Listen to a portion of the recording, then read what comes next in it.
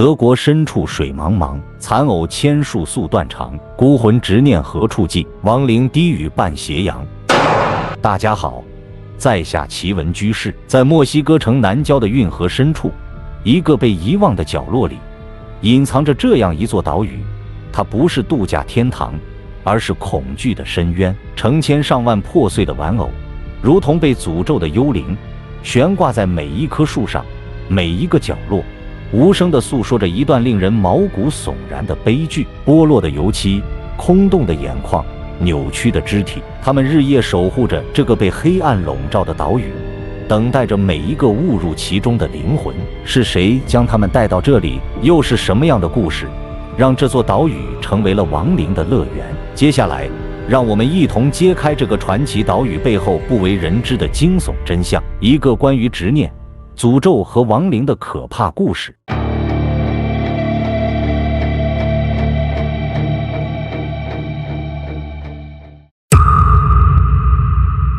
在墨西哥城南郊，霍奇米尔科运河如同一幅绚丽多彩的油画，碧波荡漾，鲜花绽放。然而，在这宁静祥和的表面之下，隐藏着一个令人毛骨悚然的地方——玩偶岛。这座与世隔绝的小岛，并非如其名字般梦幻可爱，而是一处令人胆寒的恐怖之地。想要抵达这里，必须乘坐色彩斑斓的传统平底船，沿着蜿蜒的水道深入霍奇米尔科腹地。然而，许多经验丰富的船夫都对这趟旅程心存恐惧，甚至拒绝前往，因为代代相传的恐怖故事中，这里被视为亡灵的栖息地。踏上玩偶岛的那一刻，你会看到一个令人难以置信的景象：数百个破旧、腐朽的玩偶，如诅咒般悬挂在每一棵树枝、每一根栅栏和每一座简陋的棚屋上。它们空洞的眼窝似乎在凝视每一个来访者，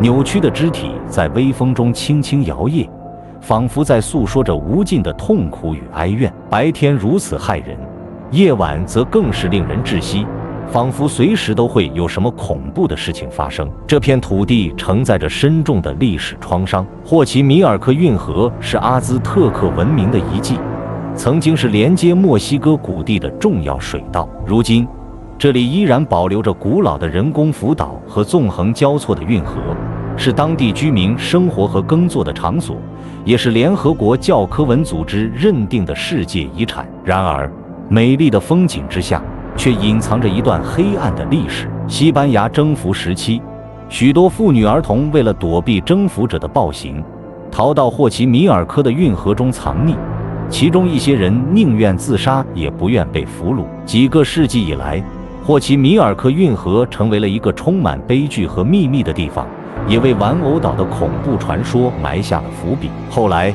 墨西哥革命时期，这里也曾是革命者和宗教人士的避难所，一些人在这里被杀害或溺死于运河之中。这些亡魂的怨念，或许正是玩偶岛恐怖氛围的来源。玩偶岛就像一颗隐藏在美丽风景下的毒瘤，静静地等待着下一个猎物。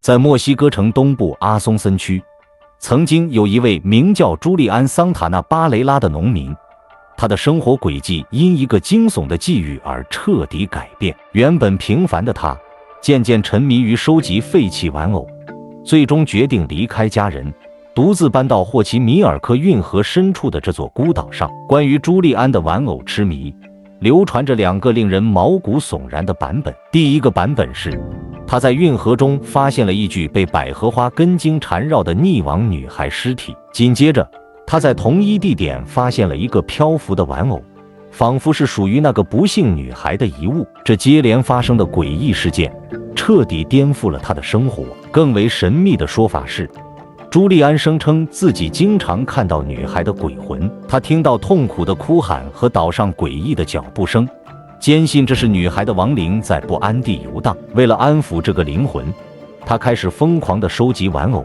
无论它们有多破旧、残缺或肮脏。朱利安搜寻玩偶的执念近乎癫狂，他从垃圾堆里捡拾，从运河中打捞，甚至用自己种植的蔬菜与路人交换玩偶。随着时间推移，这座原本宁静的热带小岛转变成一个令人毛骨悚然的玩偶博物馆。阳光暴晒和雨水冲刷，让这些玩偶变得更加恐怖。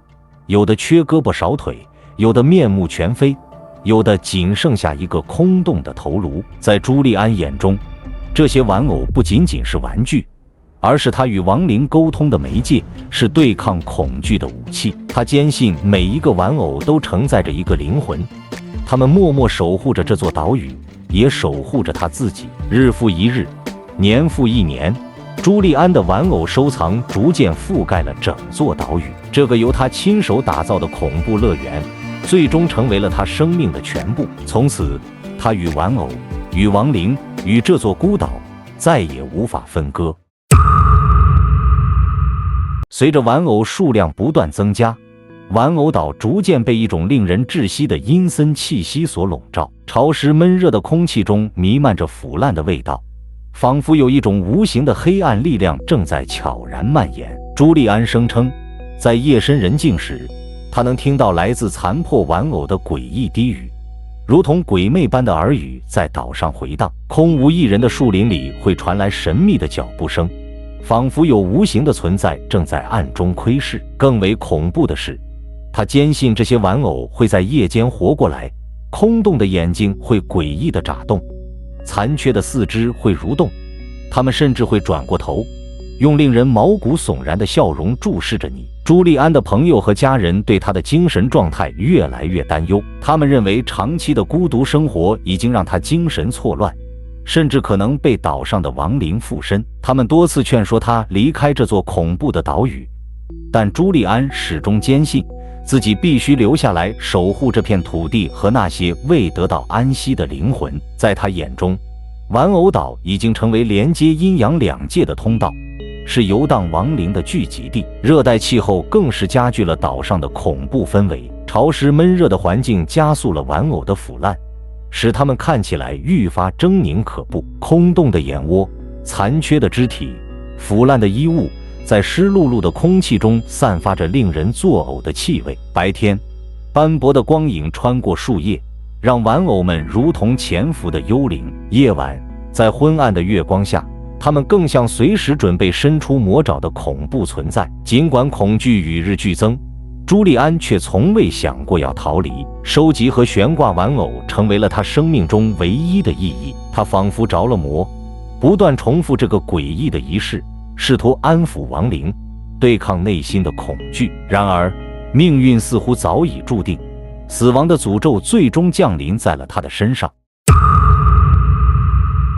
2001年，朱利安的尸体在运河中被发现，而这个地点正是多年前他发现溺亡女孩的同一片水域。关于朱利安的死因，众说纷纭。有人认为他死于心脏病突发，有人相信他被女孩的亡灵拖入水中溺水身亡，还有人猜测是岛上众多亡灵的怨念最终吞噬了他的生命。无论真相如何，朱利安的死亡为玩偶岛的恐怖传说增添了更多神秘色彩。在朱利安死后，他的侄子继承了这座岛屿，并延续了他的使命。更多的玩偶被悬挂在树枝上，任其在风雨中摇曳，仿佛在进行一场永无止境的诡异祭祀。随着时间推移，玩偶岛的故事逐渐传播开来，吸引了越来越多的游客、探险家和超自然现象爱好者。一些游客声称玩偶会眨眼，他们呆滞的塑料眼睛会短暂地恢复生机，